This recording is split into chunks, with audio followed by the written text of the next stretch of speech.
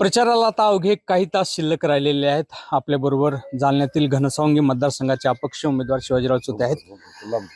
प्रदीर्घ तुम्ही या मतदारसंघामध्ये राजकारणाचा अनुभव घेतलाय.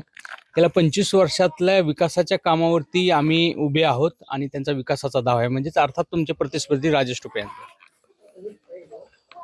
सध्याच्या निवडणुकीमध्ये तर लोक त्यांना हाच प्रश्न विचारतात ना की पाठीमागच्या 25 वर्षापूर्वी शिवाजीराव चोथेंनी जी कामं या मतदारसंघात केली ती 25 वर्षात तुम्ही केली नाही. दाखवून द्या त्यांनी एक काम तरी केलं का? मी माझ्या काळात 450 किलोमीटर डांबरीकरण केलं, 800 किलोमीटरचे रस्ते केले, गावागावात पाण्याच्या टाक्या दिल्या, विहिरी वाटल्या, प्रचंड कामं केली. त्याच्यानंतर एकही टोपलं टाकण्याचं काम राजेश टोपेंनी केलं नाही. एक तरी रस्ता दाखव त्यांनी या मतदारसंघात झालेला आहे. कुठला विकास केलेला नाही, कुठली कामं केलेली नाही, फक्त सत्ता उपभोगली, मंत्रीपद उपभोगले, स्वतःचे साखर कारखाने सुदगिरण्या यांच्यासाठी त्यांना वेळ गेला त्यांचा. सामान्य लोकांची कामं झाली नाही या मतदारसंघात, म्हणून तर आज एवढा बॅकफुटर गेले ते. कसे खूप बॅकफुटर आहेत लोक, त्यांना अजिबात स्वीकारायला तयार नाही आणि या मतदारसंघाचा निकाल फार आगळा वेगळा लागणार आहे.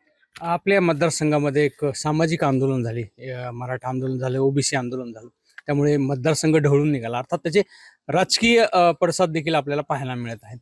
राजेश टोपेला घरून त्यावेळेस खूप आरोप झाले त्यांच्यावरती.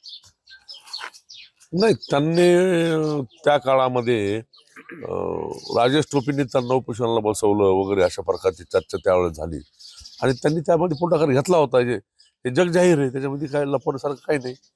त्याच्यामुळं त्याचे प्रतिसाद ह्या निवडणुकीमध्ये काय पडतील काय नाही मला माहित नाही, पण तसा कुठलाही विवाद आता ह्या मतदारसंघामध्ये आहे असं मला काही जाणवत नाही. तुम्ही असं म्हणता की ते जग जाहीर आहे, म्हणजे त्यांनी केलं असं तुम्हाला म्हणणं आहे? लोक म्हणतातच ना, लोक म्हणतात त्यांनी बसवलंय, त्यांनी डफडं वाजत तिथं गेले तर समर्थन केलं, लोक म्हणतातच. ऊसाचा धरून एक खूप मोठा पट्टा आहे, आपला ऊस पट्टा आहे, त्याच्या भोवती एक राजकारण खूप फिरतं. प्रत्येक वेळेस इलेक्शन मध्ये तो एक मुद्दा असतो. एकेकाळी ऊसाचं राजकारण होतं.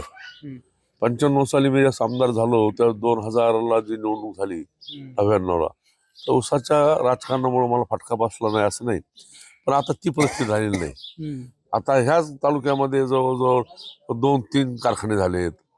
पलीकडं आता गंगामाई आहे, पैठण आहे, माजलगाव आहे, परतूर आहे. आता शेतकऱ्यामध्ये ऊसाच्या संदर्भात अजिबात भीती राहिलेली नाही. त्यामुळे ऊस उत्पादक काय आता कोणाला भ्यायला तयार नाहीत. त्यांना स्वतंत्र त्यांचं व्यक्तिमत्व ते या निवडणुकीमध्ये दाखवतील. महाविकास आघाडीमध्ये ही जागा शरद पवारांच्या राष्ट्रवादीला अर्थात राजेश टोपे यांना सुटली, मात्र तुम्ही बंडखोरी केली पक्षाशी. तो एक नॅरेटिव्ह सेट करण्याचा प्रयत्न होतोय की तुम्ही सामान्य शिवसैनिक तुमच्या बरोबर नाही असं म्हणण्याचा? उभाटात इतक्या वर्ष काम केलं. मी उभाटातच नेता आहे आणि मी उभाटातच राहणार आहे. मला या मतदारसंघातल्या सर्व कार्यकर्त्यांनी निवडणुकीला उभा राहण्याचा आग्रह केला, कारण मला माझा पक्ष जिवंत ठेवणं हे भाग होतं. मी फार कष्टाने इथं अनवाणी पायाने फिरून पक्ष उभा केलेला आहे. त्यामुळे कार्यकर्त्यांच्या आग्रह खात्री या निवडणुकीला मी उभा आहे.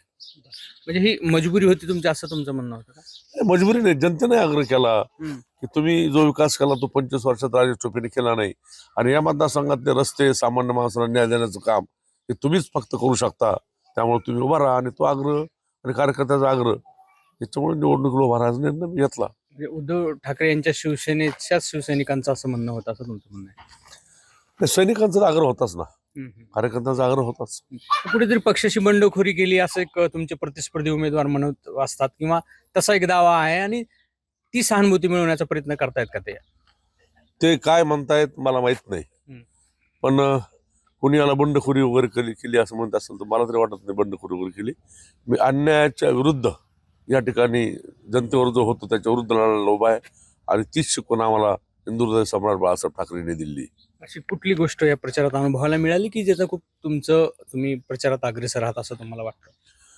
माझा या विधानसभा निवडणुकीमध्ये दुसरा राऊंड चालू आहे साहेब. मी पहिल्या राऊंडला जनतेकडे गेलो की मी उभा राहू का, तुम्ही मला समर्थन देता का, मला तुमचं तिकीट पाहिजे. लोकांनी त्यावेळेसही मला समर्थन दिलं, त्यावेळेसही मला हो म्हणाले आणि आता दुसऱ्या राऊंडला प्रतिसाद वाढतो आहे, तो वाढतच चाललेला आहे आणि माझा विजय हा 23 तारखेला निश्चित आहे. एकीकडे 25 वर्षाची मतदारसंघावरचं प्रतिनिधित्व आणि एकीकडे 5 वर्षाचा तुम्ही अनुभवलेला, कसा फरक पडतो? यावेळेस तशी परिस्थिती आहे की 25 वर्षाची सत्ता उलथवण्याची ताकद तुमच्यात? 95 सारखीच परिस्थिती आहे. सामान्य मतदार, गरीब माणसं बोलत नाहीत, बाहेर येत नाहीत, याचाच अर्थ असा होत असतो की ही परिवर्तनाची नांदी आहे. टोपेंच्या विरोधातली ही लढाई जिंकण्याची शक्यता तुम्हाला जास्त वाटते? स्थानिक पातळीवरच्या सत्ताधाऱ्यांच्या वृद्धीची ही नांदी आहे की लोक बोलत नाही, याचा अर्थ सत्ता परिवर्तन होणार. हे एकूणच हे होते शिवाजीराव चौते की ज्यांना असा खात्री आहे की यावेळेस विजय आपलाच असणार आहे. रवी मुंडे, एबीपी माझा, घनसावंगी. एबीपी माझा, उघडा डोळे बघा नीट.